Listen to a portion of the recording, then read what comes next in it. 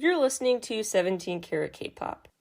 For more about this show, as well as my other podcast, How to Stan, visit 17caratkpop.weebly.com. There you'll find episode guides, as well as additional reading, more exclusive content, tons of great stuff.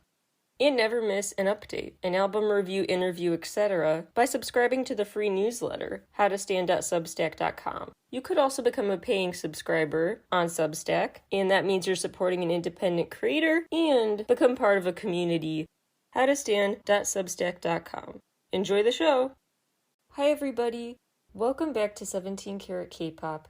Really excited because last night I went to the GROOVL1N Records USA tour stop in Chicago to do some in-person press coverage. It was super cool, and although I was limited in how much I could record and take pictures and stuff, the bits and pieces I did include are compiled in a video that I will embed in an article on my newsletter, and I'll make it a free post at howtostan.substack.com. So make sure you check out that recap video as well as the show's socials, and stay tuned because, again, on my newsletter, I will have a full written review of the show as well. But I do have more commentary that won't make the cut in the video or the newsletter that you podcast listeners get to find out about the show.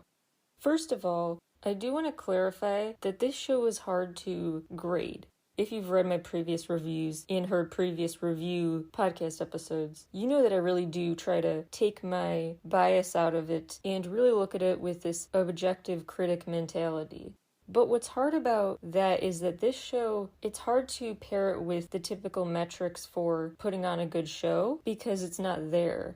I can't give a score based on how good the choreography was, how cool the special effects were, etc., because it didn't have any of that. So I had to kind of adjust my standards for grading the show because there was less to it. I further had to tailor my grading based on expectations because with Ravi, really what you see is what you get. Again, as I've gone on about at length, there is an artful way to kind of auto-tune your voice as if auto-tune is its own instrument. And I don't knock that at all. I think it can lead to a really cool sound. G-Dragon is mastered. I've ranted about him a lot. Ravi in a similar vein. So I'm not dissing the auto-tune usage, and I actually defend auto-tune usage more than most probably. But again, I did also have to tailor my review of the show to that expectation, just knowing that he would be performing into an auto-tune mic. So we didn't hear raw vocals. In my typical critic mentality, I would be very disappointed in that. But this, I kind of expected it. So with those caveats out of the way, let me start with what I liked about the show, then get into the cons. First of all, I just want to shout out my fellow Korean music fans, because truly crowds at K-pop, K-hip-hop shows, etc., unmatched. Not just energy-wise, but just in terms of friendliness, diversity, a come-as-you-are mentality that leads to some really cute, quirky wardrobe choices. It's good company. It's such a fun, unique, trusting environment. I've gone to a lot of concerts before, and I've been to many with quite hostile crowds. This crowd was anything but.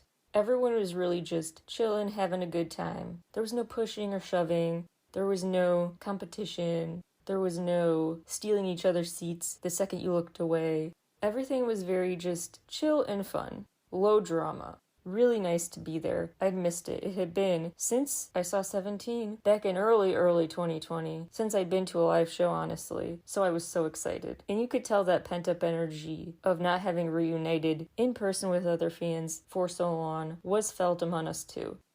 Quality over quantity of fans who turned out, and the fans who did, really high quality audience for sure.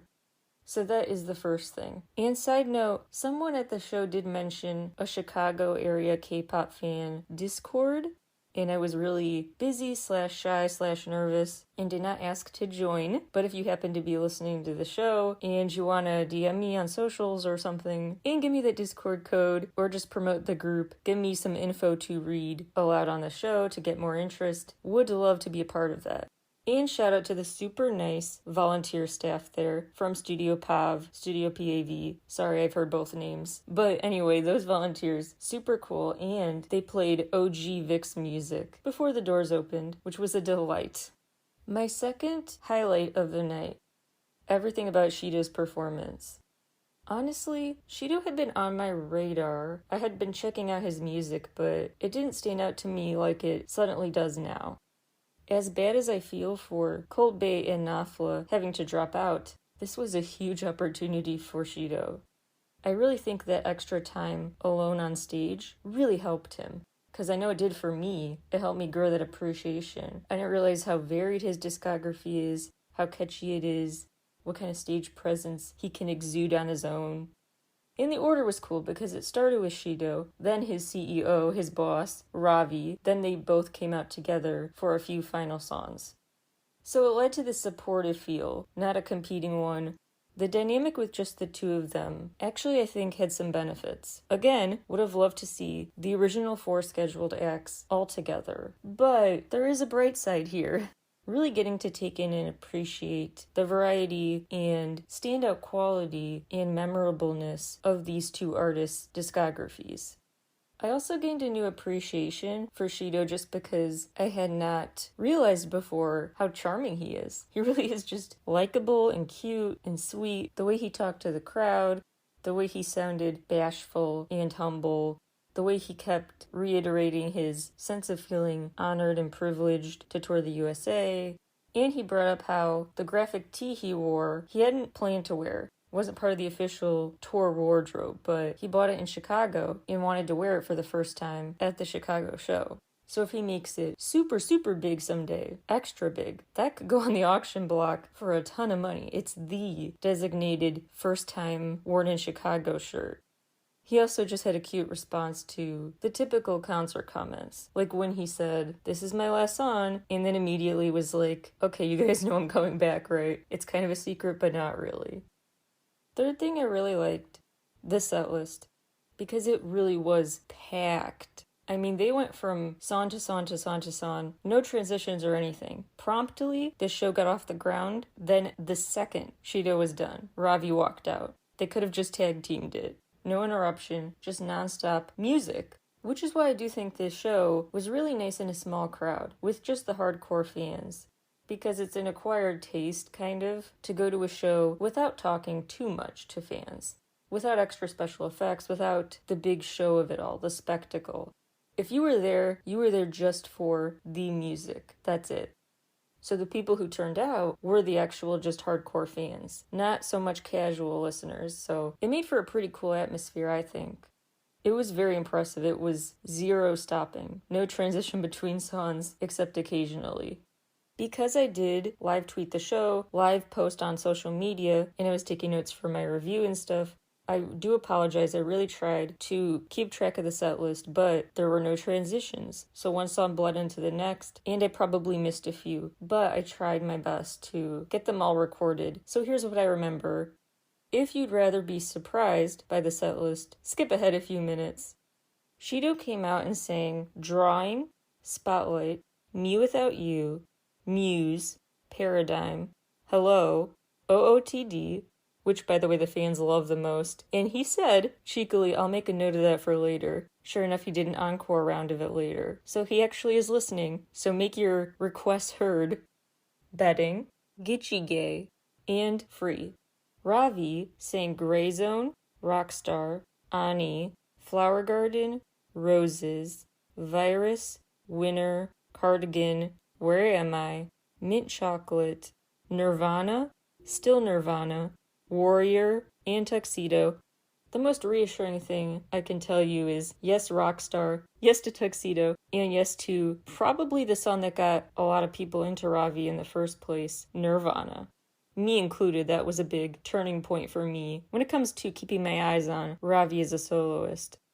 Again, this setlist is a reason why it was a great night for superfans, because it's not like they did a bunch of covers or other stuff. It was all them. Just a big showcase of their music. And they did what I wish more artists did at concerts. It rarely seems to happen.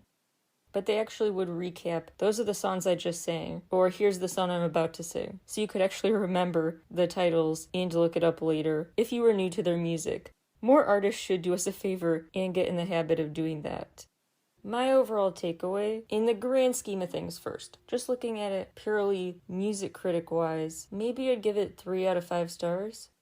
But again, it's really hard to make that officially my firm answer because there just isn't the same usual categories to grade the show on. It's very much for fans and for people who like this kind of music and want to hear more of it. If you want more of a flashy show, this is not for you. There's no intro, no countdown video, no grand conclusion, an extended encore, but no band, although there is a DJ. No special effects except spotlights.